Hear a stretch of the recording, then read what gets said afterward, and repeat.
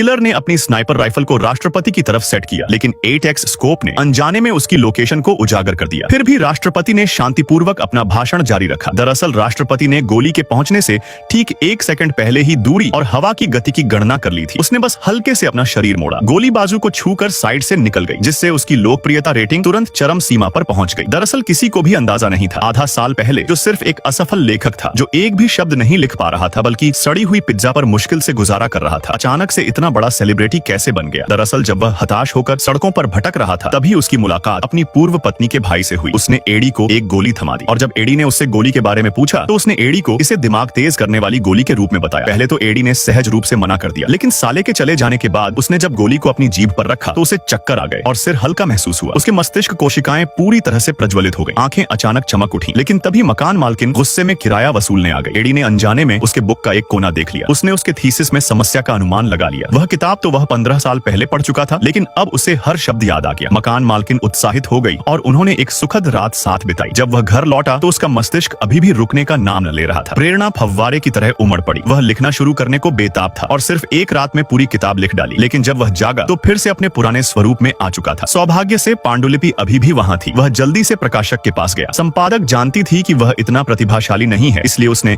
बेतकल्लुफी से कहा कि वह देख लेगी। लेकिन जैसे ही एडी घर पहुंचा, संपादक से संदेश आया। सिर्फ कुछ पंक्तियां पढ़ते ही संपादक उसके प्रतिभा से दंग रह गए। एडी विश्वास न कर सका और आखिरकार गोली की शक्ति को समझ गया। वह जल्दी से अपने साले को ढूंढने गया, लेकिन उसका चेहरा चोटों से ढका हुआ था और वह गोलियों के बारे में बात करने से बच रहा था। बल्कि उसने एडी को ड्राई क्लीनर्स से सूट ले आने को कहा। एडी सूट लेकर लौटा तो दरवाजा आधा खुला था और कमरा भयानक रूप से शांत था। सिर्फ 10 मिनट के अंदर उसके साले की हत्या कर दी गई थी। एडी डर गया और कोने में छिपकर एक क्यू पकड़ लिया और पुलिस को फोन किया। लेकिन तभी उसे अचानक ख्याल आया कि हत्यारा शायद गोलियों के पीछे हो, इसलिए उसने जल्दी से दस्ताने पहने और कमरे में बेतहाशा तलाशी ली। आखिरकार ओवन के पैनल के नीचे उसे गोलियों से भरा एक बैग मिल गया। एडी लगभग उत्साह से हंस पड़ा। वह सभी गोलियों को घर ले आया और उत्सुकता से एक और निगल ली, जिससे वह फिर से ऊर्जावान हो गया। उसने 3 दिनों में एक नया काम लिख डाला और 2 दिनों में पियानो में महारत हासिल कर ली। यहाँ तक कि सबसे कठिन निवेश खेल से उसने एक ही दिन में $800 को 3000 से ज्यादा में बदल दिया। जब उसकी पूर्व गर्लफ्रेंड को उसकी सफलता के बारे में पता चला तो उसने तुरंत उसे डेट पर बुला लिया। एडी आत्मविश्वास से भरा लग रहा था, जैसे वह कुछ भी कर सकता हो, लेकिन साइड इफेक्ट्स जल्द ही प्रकट हो गए। उसे चक्कर आने लगे, दोहरी छवियां दिखने लगी। वह लड़खड़ाता हुआ मेट्रो में घुस गया